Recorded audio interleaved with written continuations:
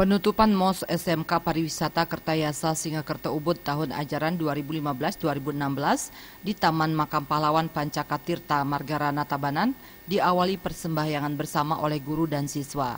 Selanjutnya dilaksanakan tabur bunga di atas makam serta outbound.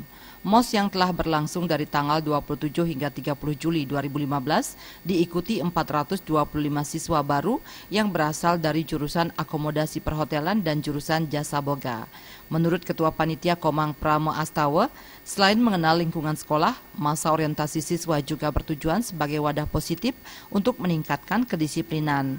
Hal tersebut sesuai dengan tema MOS, yakni membangun intelektualitas siswa yang mandiri, kreatif, disiplin, jujur, beriman, bertakwa, serta bertanggung jawab.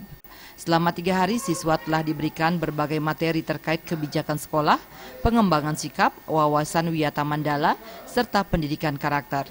Pelaksanaan MOS pun jauh dari unsur perpeloncoan, sehingga siswa diharapkan merasa nyaman dan tenang dalam mengenal sekolahnya.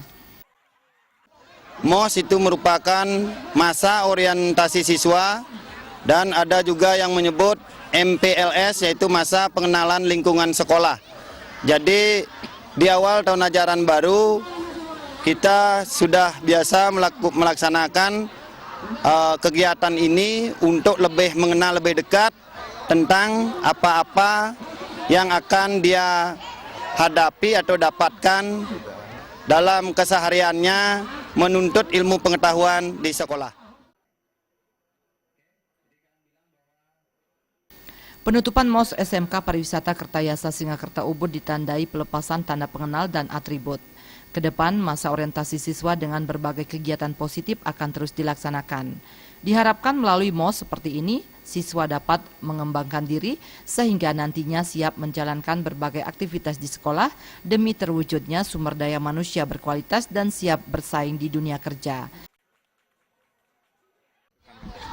Jadi yang paling ditekankan di sini karena sekolah kami itu adalah sekolah pariwisata, yaitu kedisiplinan siswa yang berkaitan dengan dunia pariwisata. Seperti kehadiran kita genjot, kemudian ada kita berikan pengenalan pariwisata dan kita mengundang dari pihak dunia usaha, dunia industri untuk memperkenalkan lebih mendalam tentang pariwisata itu.